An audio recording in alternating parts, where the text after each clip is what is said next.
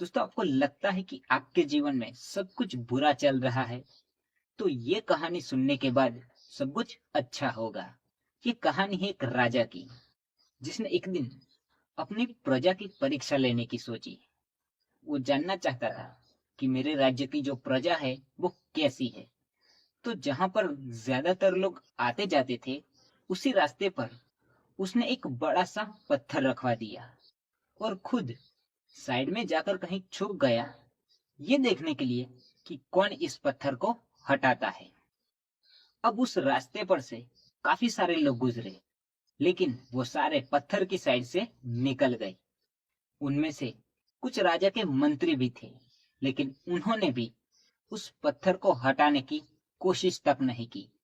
उल्टा कई लोग तो राजा को ही कोसने लगे कि हमारे राज्य का राजा जो है वो कैसा है, एक पत्थर भी हटवाने का काम नहीं करता। अब कुछ देर बाद वहां से एक सब्जी बेचने वाला निकलता है, अपने माथे पर टोकरी लिए हुए। वो देखता है उस पत्थर को जो रास्ते में पड़ा था, तो वो अपनी जो टोकरी है वो नीचे उतारता है और उस पत्थर को हटाने की कोशिश करता है। लेकिन वो पत्थर इतना भारी था कि उसके पहली कोशिश में वो हिला तक नहीं। उसने दूसरी बार प्रयास किया। अब की बार पत्थर थोड़ा सा खिसका। इस तरह से धीरे धीरे कोशिश करने के बाद फाइनली उसने उस पत्थर को साइड में कर दिया। अब जैसे ही वो टोकरी लेने के लिए नीचे झुका, तो उसने देखा कि जहां पर वो पत्थर था वहां पर एक पोटली पड़ी हुई थी। तो उसने उस पोटली को खोला। उसमें कुछ सोने के सिक्के थे और एक चिट्ठी थी, जिसमें लिखा था कि जो भी इंसान इस पत्थर को हटाएगा, उसके लिए ये इनाम है।